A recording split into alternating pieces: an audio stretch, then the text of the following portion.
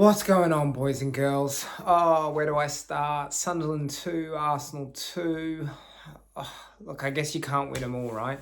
I think I've just become so familiar with Arsenal winning this season that I don't think I'd prepared myself for that result. Um, Look, I'm not going to lie. I knew that was going to be an incredibly difficult game.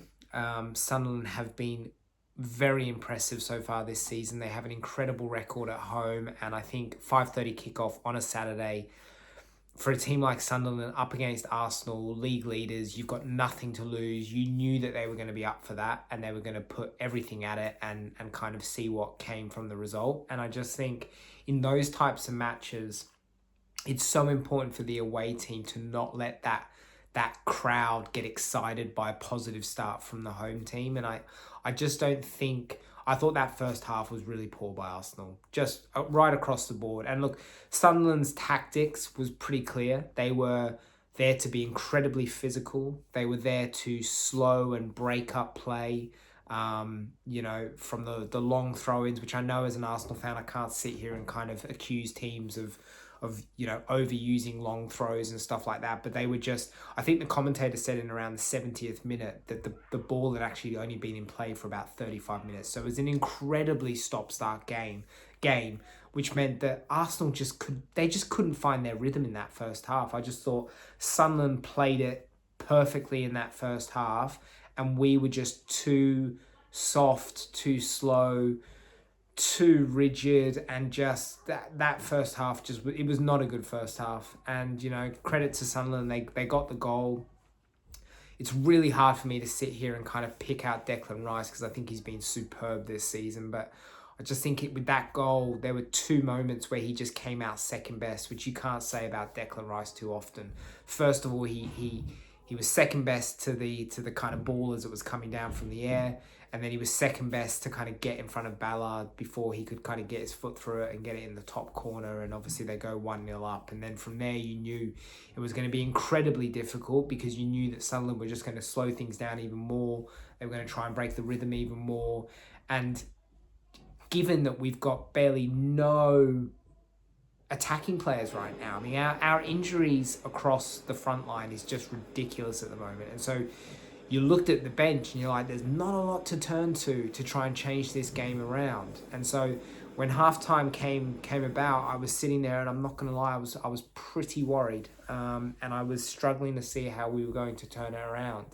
But credit to the team, credit to Arteta. We came out, and that first 25-30 minutes of that second half was brilliant from Arsenal. We were way more direct. We were quicker on the ball. Players were moving better. And we were just, I really liked the energy and the determination we showed as a team to claw that match back into our control. And I thought, Declan Rice, who, as I said, has been superb this season, he was the beginning of that equalising goal. He managed to nick it off the Sunderland player deep in their own half, lay it off to Marino, who just about got it to Saka, and Saka with an unbelievably great finish on his right foot in that near post, beating the goalkeeper to make it 1-1. And that's the thing with Arsenal. If you make a slip and you give Arsenal a chance, a lot of the time they do make you pay for it, and we did on that occasion. So you get it back to 1-1, you think, right, we've still got a good 30 minutes here to try and find the winner. Let's keep pushing, and that's what we did. Zubimendi hit the crossbar as they couldn't kind of get it on target with the follow on.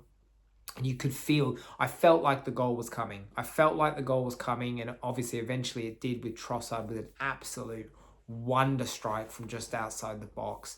I think Trossard, he's one of those players where there's times where you just absolutely can't stand him, and he looks drunk and he looks useless. But all in all, you would have to say since signing for the club, he has been quite a clutch player, and he's come up with some really important goals already this season. And that was a beautiful goal from Trossard. And at that point, I was sitting there going, yes, this is what champions do. When they're not playing well, when they're in tough environments and the things aren't going their way, and they're losing 1-0 and they have to find a way to win, they do it. And that's where I was at. I was so happy and proud. And at that point, I was thinking, right, we've 2-1 up. We don't concede 2 goals. We don't barely concede 1 goal a match. So there's no way they're going to get an equaliser. And I really thought we were going to be able to kind of hold out and ride out that game and maybe sneak a third on the counter late in the game. I think what was really disappointing for me after that Trossard goal is I felt like we went back into our shell. I felt like we went back into essentially just trying to defend the game out. And I felt like as soon as Arteta swapped Mosquera for Eze, I had a bit of a bad feeling in my stomach because I felt like Sunderland were already kind of gaining the ascendancy and were starting to come at us because we were going deeper and deeper into our own half. And I just felt like it was a moment where Arteta picked safety over just kind of trying to maintain what we'd done so well in the first 25, 30 minutes of that second half. For me, I would have brought on Nwaneri.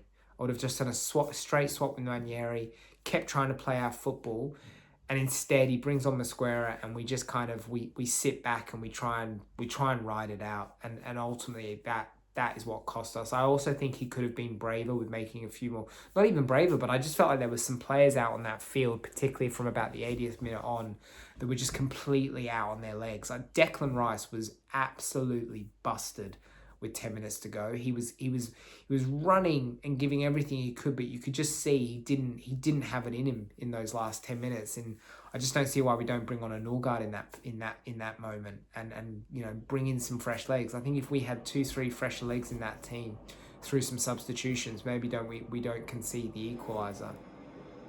The equaliser was gut-wrenching, man. Like, Raya already made some really great saves to keep us at 2-1, and so for Sunderland to get that 94th minute equaliser, again, I thought it was sloppy from Arsenal. I thought Gabriel should have got there first, and Raya, I don't know what he was thinking coming off his line like that. Like, he was nowhere near the ball. If he stays on his line, there's no way that's a goal, and we probably go on and win the game 2-1. So again, Raya's been great this season, but I felt like that was an error on his part.